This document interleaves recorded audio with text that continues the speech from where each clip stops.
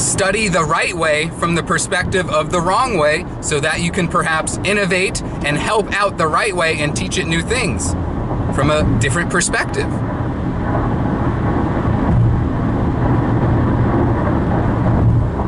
If you study the right way from the perspective of the wrong way, then you're still learning about the right way, just not from the perspective of the right way. You can learn about the right way from a different perspective. So what other perspectives are available? Well, the wrong way would be a different perspective to the right way. But you can play around with this in your mind. You can play around with thinking the wrong thoughts in your mind. But in the back of your head, you know you're just thinking it deliberately to test out a hypothesis. If you think things deliberately without, necessarily believing it with all of your soul or all of you, all perspectives of you, you're a multiple perspective being, you're multidimensional. You have many different perspectives.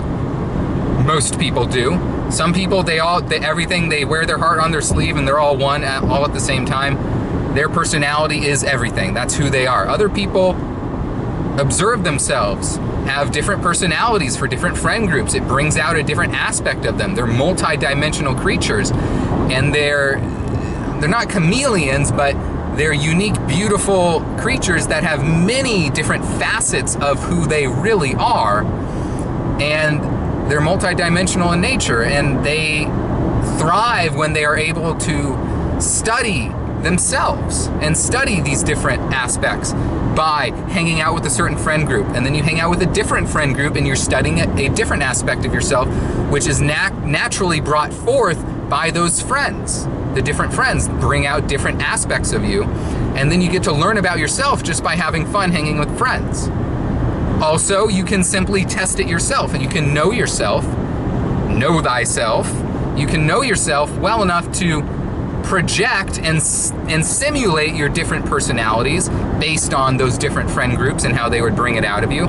Or if you just know yourself well enough, you know what your moods are. You know what your moods are, what your phases are you go through, how you are in the summer, how you are in the winter, the cycles of your life. When you become more mature, you act like this. When you get tired and you just want to be a baby, you act like this.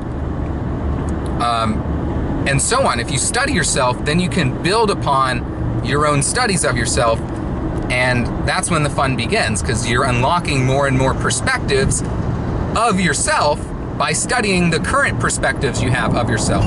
And some people are just one perspective and they stay that way forever and ever, and that's who they are. Cool, this video is not for you. I'm talking about multi-dimensional people who are very different around who they are hanging out with, the time of year it is, whether they're becoming more mature or they've hit a grace period in their life where they're just enjoying the fruits of their maturity, enjoying the fruits of their labor, and really pay attention to the phases they go through year by year and study those. And then the personalities that occur and kinks and charisma adjustments that occur in those phases. And then in an emergency, what are you like? So simulate feeling like you're in an emergency when you're not actually physically in one. Simulate, like an actor, simulate different situations in your mind and put yourself in that feeling state and mental operating state and thought process of that version of yourself in that situation with those people, or in a difficult, stressful environment, or in a really relaxed environment. Or imagine how you would feel if you achieved one of your goals or one of your dreams. You see the direction we're headed here? More videos coming. JTD signing off. Like, comment, and subscribe.